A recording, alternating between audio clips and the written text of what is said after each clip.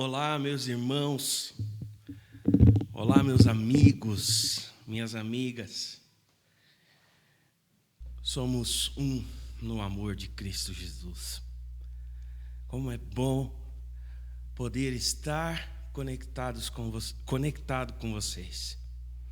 Eu sinto falta do encontro presencial, mas eu espero no Senhor que dias melhores virão, onde nós poderemos juntos, presencialmente, celebrar, adorar ao Senhor. Convido vocês a um momento de reflexão, a um momento de adoração ao Eterno, ao Criador de toda a existência. Louvemos a Ele.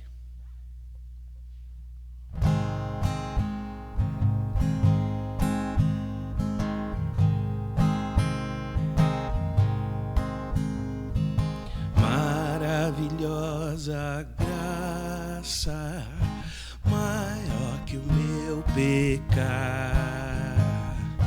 como poder cantá-la, como hei de começar, pois alivia a alma e vive em toda a calma, pela maravilhosa graça de Jesus.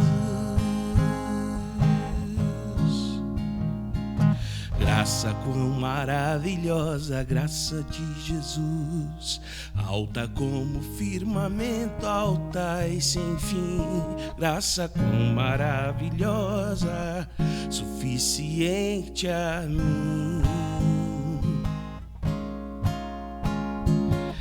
É maior que a minha vida inútil, é maior que o meu pecado vil. O nome de Jesus engrandecei e glória dai.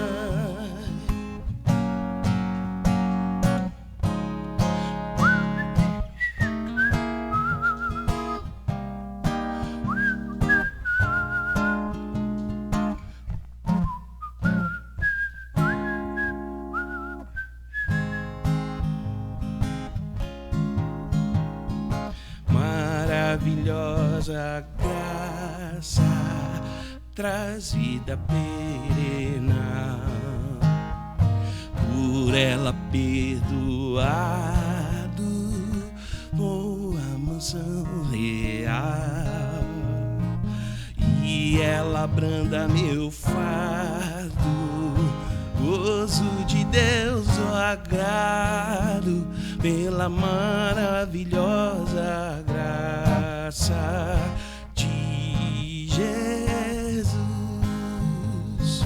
Graça com maravilhosa graça de Jesus, alta como firmamento, alta e sem fim. Graça com maravilhosa, suficiente a mim. Maior que a minha vida inútil, e maior que o meu pecado vil. O nome de Jesus engrandecei e glória dai.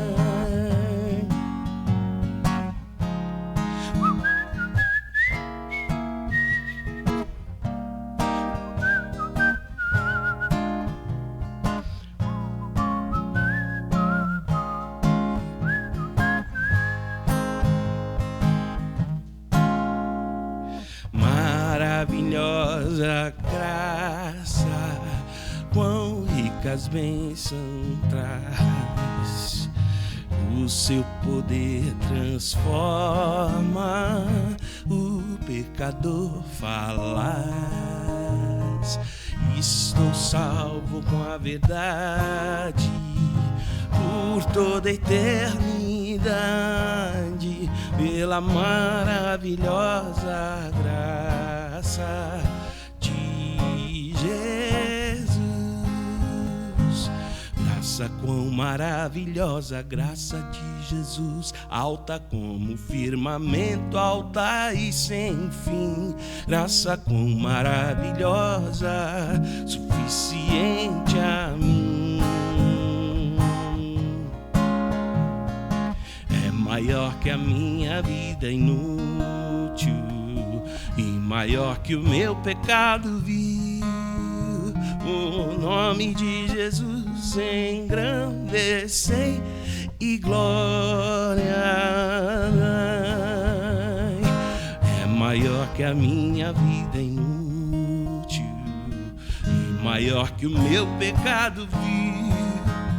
O nome de Jesus engrandecei e glória.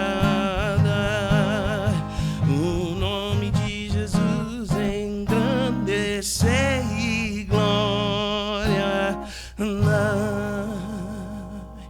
aleluia, sempre louvado seja Deus.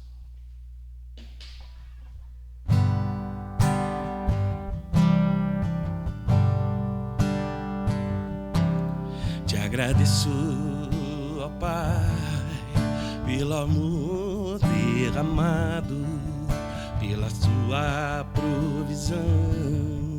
Nada tem nos faltado, pela tua proteção e por tua misericórdia. Em tudo tu és Pai, Senhor.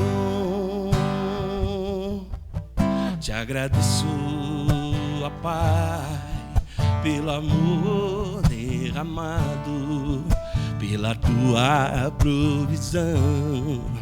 Nada tem nos faltado, pela tua proteção e por tua misericórdia. Em tudo tu és Pai, Senhor. Te agradeço, ó Pai, te agradeço, ó Filho, te agradeço, ó Espírito do Senhor. Te agradeço, ó Pai, te agradeço, ó Filho, te agradeço, ó Espírito do Senhor.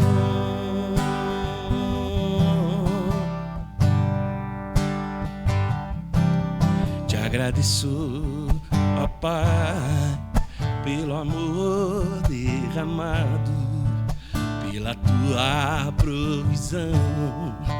Nada tem nos faltado, pela tua proteção e por tua misericórdia. Em tudo tu és Pai, Senhor. Te agradeço, ó Pai, te agradeço, ó Filho, te agradeço, ó Espírito do Senhor. Te agradeço, ó Pai, te agradeço, ó Filho, te agradeço, ó Espírito do Senhor.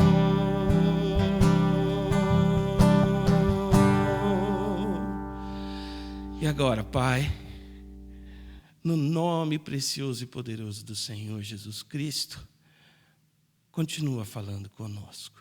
Assim te pedimos. Amém.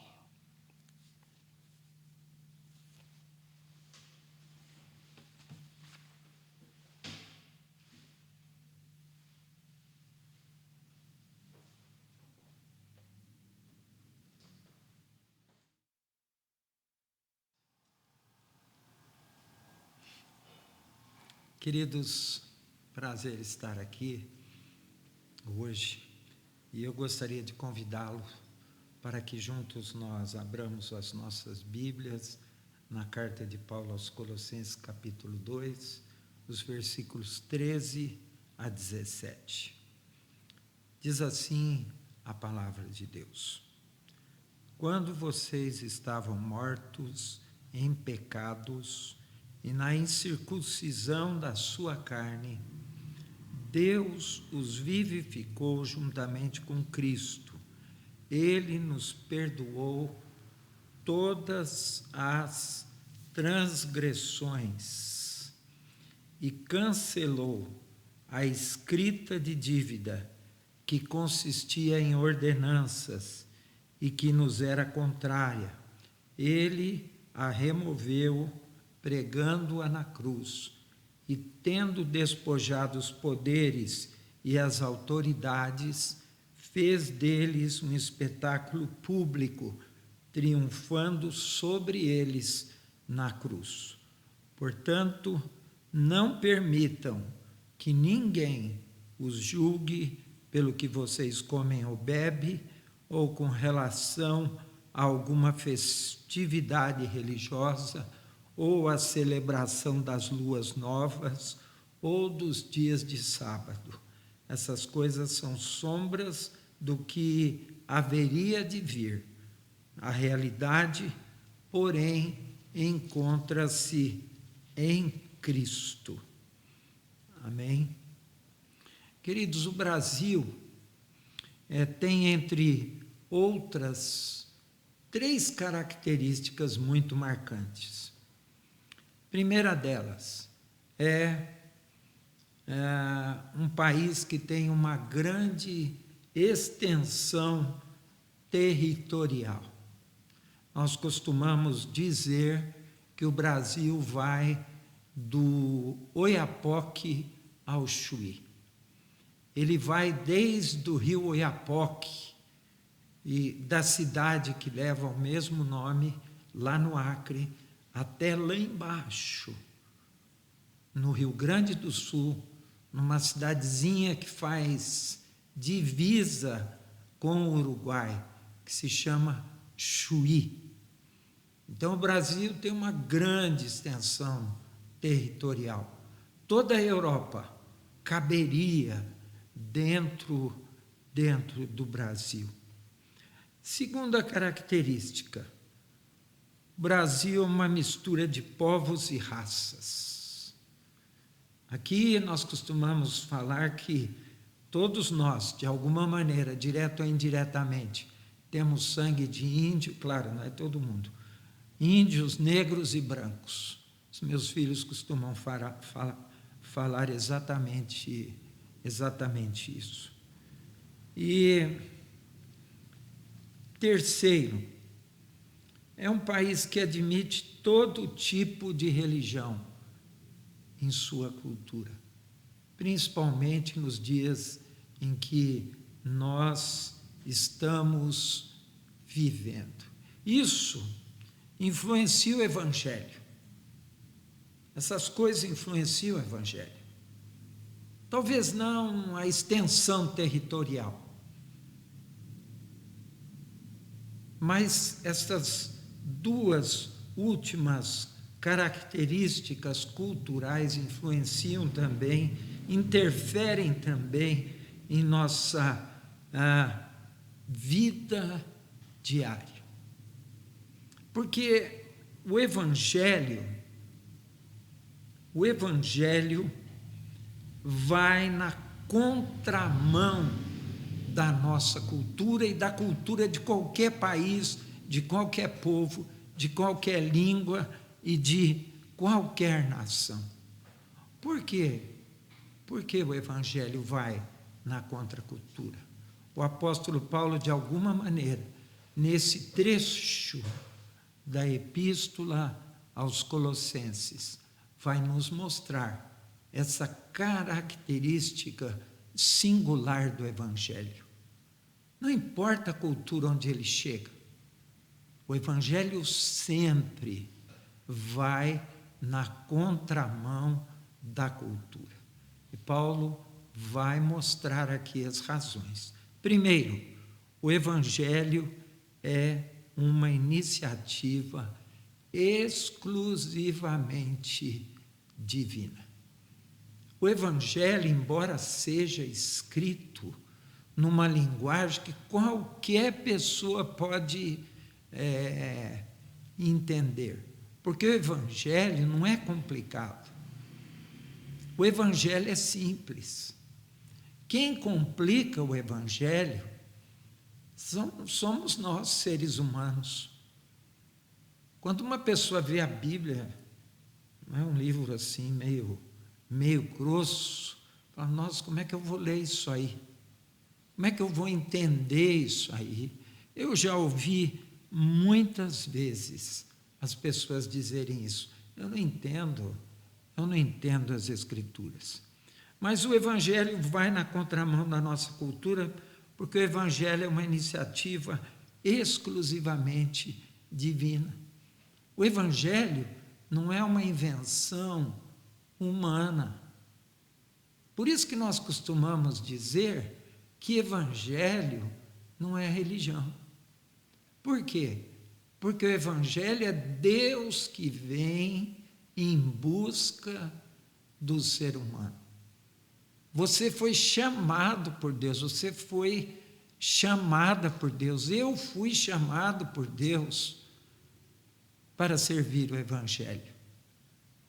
Enquanto o Evangelho é Deus vindo na direção humana, na minha direção, um dia eu fui chamado. E eu comecei a entender as coisas do Evangelho. A minha mente abriu. E eu falei, nossa, eu estou entendendo isso aí. Porque o Evangelho é uma iniciativa exclusiva de Deus. Paulo diz isso aqui a partir do versículo 13, primeiro versículo que lemos. Quando vocês estavam mortos em pecados e na incircuncisão da sua carne. Incircunciso, nas Escrituras Sagradas, é aquele que não pertencia ao povo de Deus, lá no Velho Testamento, ao povo de Israel. E Paulo usa essa figura da circuncisão, porque todo menino tinha que ser circuncidado. Assim que ele nascia, logo nos primeiros dias, o menino que nascia em Israel, ele era circuncidado, e ele tinha na sua própria carne o sinal da aliança de Deus. Isso acontece hoje, espiritualmente, no nosso coração. Quando Deus toca o nosso coração com o Evangelho, Deus transforma a nossa mente e espiritualmente circuncida a nossa carne, de tal sorte que nós pertencemos agora à aliança de Deus e ao povo de Deus. Você pode ser de qualquer igreja. Aliás, você até, em circunstâncias muito exclusivas, você pode até não perceber que o Evangelho circuncidou o seu coração, que os seus pecados foram perdoados. Eu tenho um amigo que já estava convertido, que já tinha se encontrado com Cristo, mas não tinha consciência disso.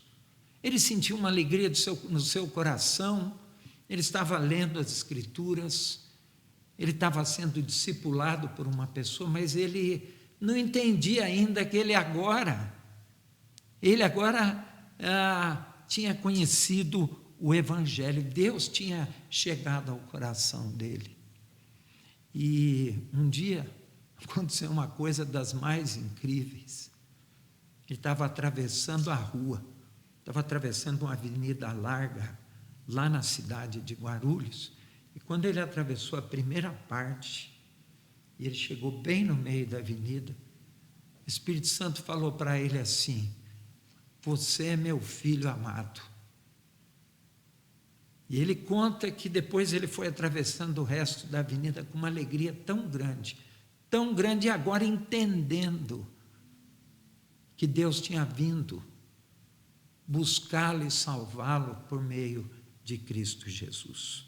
Por isso que o Evangelho vai na contramão da nossa cultura, da nossa e de qualquer povo, porque o Evangelho é uma iniciativa exclusivamente divina. texto diz assim: Deus os vivificou juntamente com Cristo. Ele nos perdoou todas as nossas transgressões. É isso aí. Isso Deus resolveu fazer. Isso não foi homem que fez. Isso, na verdade, eu quero que você guarde isso no seu coração. Se você se considera um discípulo, uma discípula de Jesus, saiba que isso não cabe na cabeça de ninguém. Isso não cabe na nossa cabeça de seres humanos. Como que Deus pode vir atrás de mim, em vez de eu, um ser humano, que não tenho nada de especial, embora muita gente pense que é especial. Na verdade, todos nós somos especiais. Mas tem gente tão cheia de si mesma, tem gente tão cheia de vaidade, tão cheia de soberba, tão cheia de orgulho, que não pode admitir que é pecador. Deus, então, vem ao nosso encontro, nos vivifica. Vivificar é isso. Eu começo a entender o Evangelho. E em Cristo Ele perdoa todas as minhas transgressões, tira um peso de dentro do meu coração. Segundo lugar, o Evangelho vai contra a nossa cultura, porque no Evangelho Deus perdoa, só que gratuitamente, as nossas dívidas. É o que Paulo diz aqui: e cancelou a escrita de dívida que consistia em ordenanças e que nos era contrária. Ele a removeu, pregando-a na cruz. Deus pega a nossa nota promissória, Deus pega todos os nossos pecados, todas as nossas dívidas, todas as nossas culpas, e como Jesus chegasse ali, sobre aquela promissória, sobre aquele escrito de dívida, e com o seu próprio sangue, ele escrevesse: perdoado, gratuitamente. Evangelho é isso. Por isso que ele vai contra a nossa cultura, vai na contramão da nossa cultura, porque não cabe na cultura, porque não cabe mesmo, porque se ele veio de Deus, tinha que ter alguma coisa que não caberia na nossa mente e na nossa cultura. Como é que você se sentiria se uma lista das suas fraquezas e pecados fossem publicados para que todos pudessem ver? Como você se sentiria se todos os seus pensamentos, aqueles pensamentos mais secretos que passam pela nossa cabeça, fossem publicados e ficassem lá expostos para que todo mundo pudesse ver? A Bíblia diz que essa lista de pecados foi tornada pública, mas ninguém viu, nem você viu, nunca viu, porque Cristo apagou tudo com o seu sangue. Olha, quero dizer uma coisa para você, para mim também, meu irmão e minha irmã. Muitas vezes, o peso e o sentimento de culpa sobe ao nosso coração. Porque por algum tempo nós às vezes esquecemos o que Cristo fez. E o que Cristo fez é irreversível. O texto diz aqui: cancelou o escrito de dívida. A nossa dívida diante de Deus foi completamente cancelada. e nem 1000 demônios não pode trazer essa lista de volta, porque Cristo apagou com o seu próprio sangue. Versículo 15 diz: e tendo despojado os poderes e as autoridades, fez deles um espetáculo público, triunfando sobre eles na cruz. É como se eu olhasse para a cruz do Calvário e, de repente, eu visse ali todos os meus pecados. Aí vem Jesus Cristo e é pregado sobre os meus pecados e derrama ali o seu sangue naquela cruz. E ninguém mais pode me acusar. Por isso que o Evangelho vem na contramão da nossa cultura. Porque no Evangelho Deus perdoa gratuitamente todas as nossas dívidas. E isso não entra na minha cabeça. Se não for Deus falando isso para mim através do Espírito Santo. E em terceiro lugar, o apóstolo Paulo nos diz aqui que o Evangelho vem na contramão de tudo que se diz por aí na nossa cultura. Porque o Evangelho pode ser questionado, mas não pode ser apagado da história por nenhum ser humano. Ninguém pode apagar o que Deus fez. Eu conheci um homem, já faleceu, aqui de Bragança Paulista. Era um crente muito fervoroso.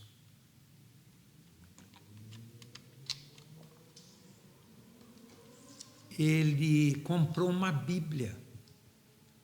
Ele veio a Bragança Paulista e comprou uma Bíblia, porque na cidade dele, na cidade onde ele morava, mudou-se para aquela cidade um homem que era crente, e ele começou a ler a Bíblia para o seu Hélio. Começou a ler a Bíblia para ele, e o seu Hélio começou a ficar questionando aquilo. Nossa, mas as coisas que estão escritas nesse livro vão contra o que eu creio. As coisas que estão escritas nesse Evangelho, que esse homem está lendo para mim, vai contra o que eu aprendi na minha religião. Mas eu não estou acreditando muito nisso, não. Vou fazer o seguinte: eu vou em Bragança Paulista e eu vou lá comprar uma Bíblia. E ele veio aqui em Bragança Paulista e ele conseguiu comprar uma Bíblia, isso faz mais de 50 anos atrás. E ele começou a ler o Evangelho. E ele constatou que, por ele mesmo, que aquilo que aquele homem estava falando a respeito do Evangelho era tudo verdade. Ele vai então procurar o líder da sua religião, marca um horário com ele, vai conversar com ele e começa a fazer algumas perguntas para ele. Imediatamente, o líder da sua religião, que eu nem preciso falar, diz para ele assim: ô Hélio, você está lendo a Bíblia? Esse livro deixa as pessoas meia loucas, hein? E começou a questionar tudo que ele estava falando. Mas, meus queridos, o Evangelho pode ser questionado, mas não pode ser apagado da história por nenhum ser humano. Aquilo que aconteceu no Calvário foi um fato histórico. Isso não pode ser apagado da história. Houve um homem que nasceu nesse mundo de uma virgem, e ele era e é o Filho de Deus, o Senhor Jesus Cristo, Senhor de senhores, Rei de reis, mais do que nunca hoje, nos nossos dias. Isso está sendo questionado. Olha, se você questionar a igreja presbiteriana, talvez você vá achar alguma coisa que eu vou até concordar com você. Se você questionar os crentes, principalmente os escândalos que nós estamos vendo hoje, pessoas que anunciam o evangelho, que não é esse evangelho que está aqui, não é esse evangelho verdadeiro que vai na contramão da cultura, de tudo isso que nós estamos vivendo, eu vou até concordar com você. Mas se você falar para mim que a Bíblia é um livro igual a outro qualquer escrito por homens, que Jesus Cristo não existiu, que isso aqui é fruto da mente humana, eu posso dizer para você que você está enganado, porque tudo que está no Evangelho é verdadeiro, não pode ser apagado da história por nenhum ser humano. Por isso Paulo diz aqui nos versículos 16 e 17, portanto, não permitam que ninguém os julgue pelo que vocês comem ou bebem, ou com relação a alguma festividade religiosa, ou a celebração das luas novas, ele se refere ao Velho Testamento, ou dos dias de sábado, porque muita gente pode chegar para você e dizer assim, você não guarda o sábado, então você não é do Evangelho. Estas coisas são sombras do que haveria de vir. Não é o que você come hoje que faz diferença. É claro que você não pode tomar veneno, comer veneno. Não é isso que a Bíblia está falando. E nem comer alguma coisa que você sabe que te faz mal, né? Não é isso. Mas não é arroz e feijão que vai fazer diferença na sua vida. Não é festividade religiosa que vai fazer diferença na sua vida. Não é celebração exótica que vai fazer diferença na sua vida. Não é guardar o sábado que vai fazer diferença na sua vida. Paulo diz assim, isto apontava para Cristo. Estas coisas são sombras do que haveria de vir. A realidade, porém, encontra-se em Cristo. Olha, o que faz diferença é o nosso coração. É nascer de novo da água e do Espírito, é ser discípulo de Jesus, e não todo o aparato da cultura e da religião que nós estamos vendo nos dias de hoje. Se você tem sentido falta de paz no seu coração, ajoelha lá no teu quarto. Faça como Jesus mandou. Feche a porta. Ajoelha lá no seu quarto. Conversa com Jesus. Jesus é a própria palavra. Quando o apóstolo João começa a escrever o Evangelho, ele diz assim, no princípio era o Verbo, e o Verbo estava com Deus, e o Verbo era Deus. Verbo é palavra, Jesus é a palavra, e a palavra é Jesus. Por que João começa dizendo assim? No princípio era o Verbo.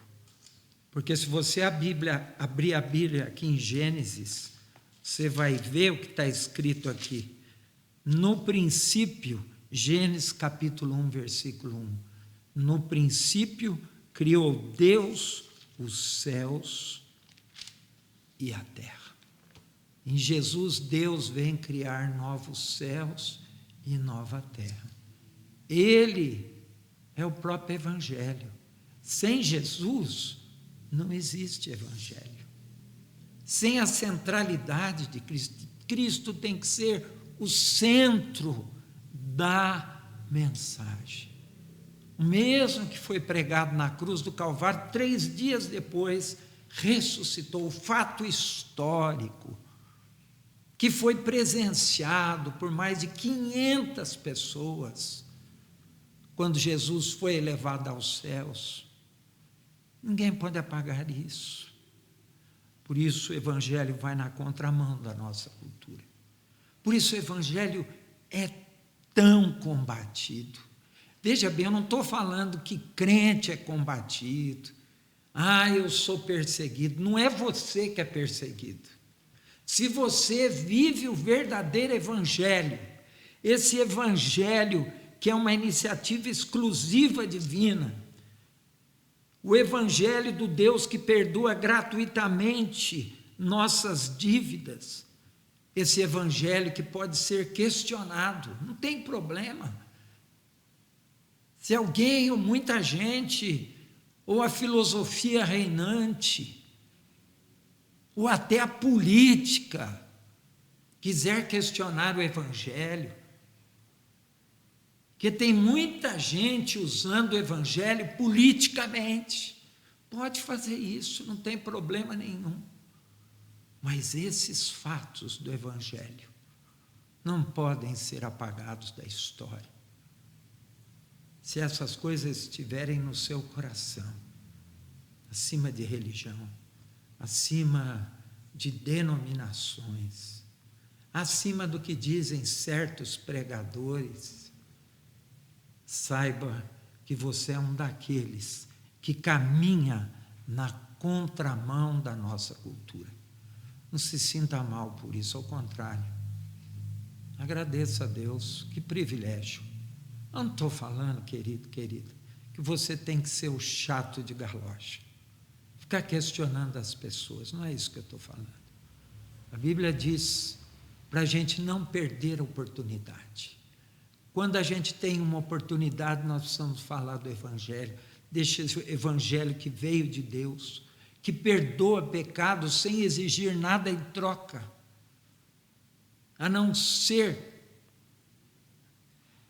na atitude de um mendigo, de um pedinte que não tem nada para oferecer em troca. Nós estendemos a mão pela fé para receber o perdão de Deus. Portanto, não se preocupe se você está sendo questionado, se supostamente o que você faz, o fato de você ser discípulo de Jesus está sendo questionado, se o Evangelho está fora de moda, se o Evangelho não cabe mais na nossa cultura, não se preocupa. Fica triste. Ao contrário, fique alegre. Porque se você não sabia, você precisa ficar sabendo. O Evangelho vai na contramão da nossa cultura. Querido, que o Espírito Santo esclareça o seu e o meu coração. Vamos orar? Querido Deus, muito obrigado, porque o Senhor tomou a iniciativa de vir me buscar por meio de Cristo Jesus. E essa iniciativa não foi minha, é exclusivamente da tua parte, Senhor. Obrigado porque o Senhor perdoou gratuitamente os meus pecados, mas alguém pagou a minha dívida, Senhor. Cristo Jesus derramou o seu sangue, o Cordeiro que nos perdoa de todo pecado, que quita, que acaba e apaga com os nossos pecados, pagou todas as nossas dívidas. Por isso, Senhor, nós nos sentimos nesses dias atuais, às vezes tão incomodados, porque o Evangelho vai contra todas estas coisas. Por isso eu te peço, fortalece o nosso coração. Se nós estamos entristecidos, se nós temos questionado a nós mesmos e até o Senhor, ó Deus, nós queremos pedir que aquela paz que excede todo entendimento seja derramada no nosso coração. Que nós tenhamos essa convicção profunda, que que o Evangelho só pode ser entendido na sua essência, só pode ser compreendido quando o Espírito Santo faz essa obra no nosso coração. Oxalá nós estejamos preparados para responder com mansidão a todo aquele que pedir a razão da nossa fé. É isso que nós te pedimos agora e sempre, em nome de Jesus.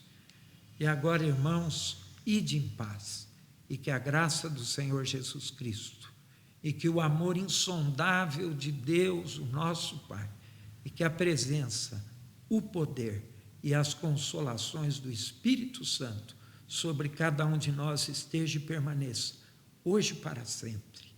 Amém.